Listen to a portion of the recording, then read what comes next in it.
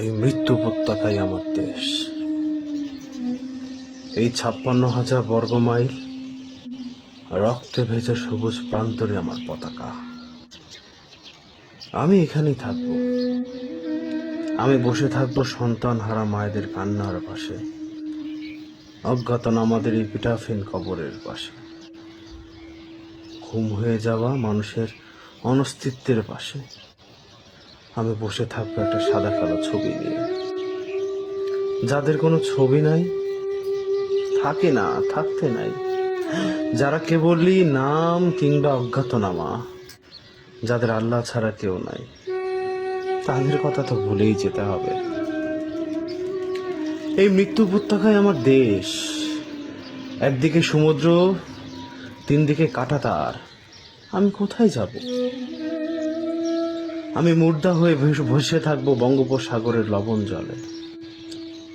আমি লাশ হয়ে ঝুলে থাকবো রক্তাক্ত কাঁটাতারে। আমি ভূত হয়ে পাহারা দেব এই যমুনের তাবৎ শ্মশান ও গোরস্থান। আমি চাঁদের মতো জেগে থাকবো মিলিটারি কনভয়ের মাথার উপর। খুনিদের তাবৎ বুলেটের নিশানা হয়ে আমি দাঁড়ায় থাকবো মুক্তির মিছিলের কোন এক প্রান্তরে। এই মৃত্যু উপত্যকায় আমার দেশ। যার যা কিছু হারাইছে, খোয়া গেছে, চিরতরে আমি তার কিছু হয়ে রয়ে যাব এইখানে।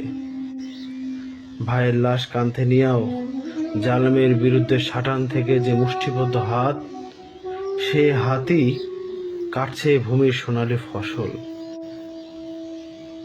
সে হাতে ঘোরাচ্ছে কলকারখানার তাবৎ মেশিন।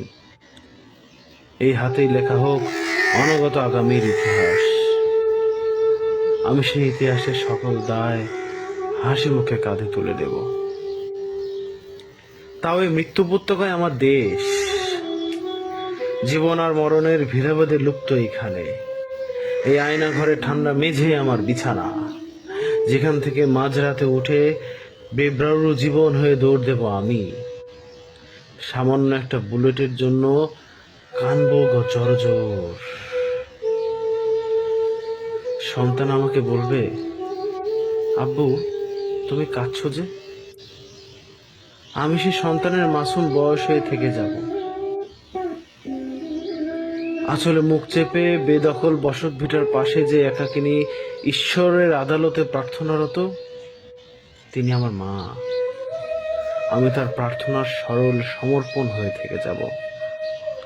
অনাগত অমরত্বের লোভে পীড়িত মানুষের কথা ভুলে যান যে কবি, আমি তার একটা দুর্বল গদ্য কবিতা হয়ে থেকে যাব।